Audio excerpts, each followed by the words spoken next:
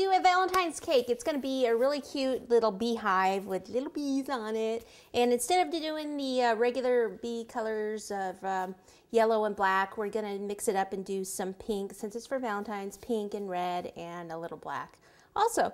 So we're going to start with the beehive, which is going to be the cake. And for that, we need some different cakes here. Depends what size, beehive. You don't have to do one this large, but I like to do my cakes graduating, so I've got a 6, 7, and then I have a 9 and a 10 inch. Okay, so 6, 7, 9, and 10 is what I have. You could do 6, 7, 8, 9, that's fine also. Okay, and then I've just got, this is a 9-inch board. You could also use a 10-inch cake board. I just happen to have a 9-inch one. What I did and why I have that is, first I was just going to do 3 layers, the 6, 7, and 9 like this, but I'm going to carve this in a little bit, and I didn't think it was going to be tall enough, so I ended up doing a 10-inch also, but didn't switch out my board size. All right, so what I want to do is just take some buttercream and just slap it on my board and start building this cake here.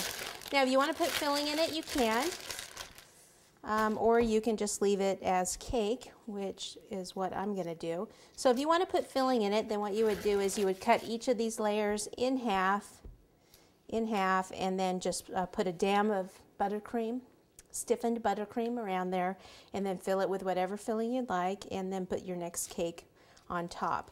Like I said, I'm not doing filling. I'm just going to kind of center this over this 9-inch board, which will be fine because we're going to end up covering this in rolled fondant. Flip this on over. And this could be done, if you don't want to cover the cake in rolled fondant, you could do it in buttercream also. All right, then I need to take some more of the buttercream here.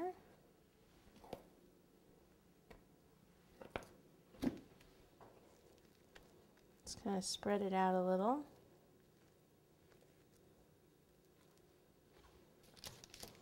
And next cake.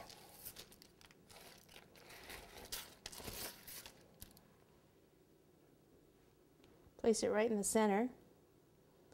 And then put a little bit more buttercream right here. Now what I'm going to do, because if I just keep building the cake, this cake's going to get heavy, and also to serve it, it's going to be just a little harder to serve because you have to cut like the entire length of the cake and have this huge piece and then try to cut it. If we put supports in here and another cake board and the rest of the cake's on top, it's easier to cut, and also your cake is less likely to sink down on you as it sits for a while.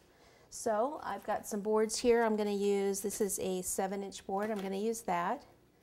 And I'm going to take some dowels here and my PVC cutter.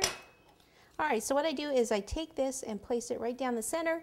I just kind of mark it with my thumb. You can also mark it with a permanent marker. And then bring this right over and cut. We need 4 of these, so I'll just move this down, open this back up. And I love these PVC pipe cutters. If anyone has trouble, some people at first have trouble using them. What you have to do is you have to kind of crank it a couple of times and then cut. Okay, open it up and then crank and then cut. And I need one more. See, crank it again until it gets closer to what you're cutting, and then you can cut it. All right, so 1, 2, 3, and 4. I can put a little bit more buttercream in there. And then our cake board on top. A little bit more buttercream there so that the next cake will stick to the cake board.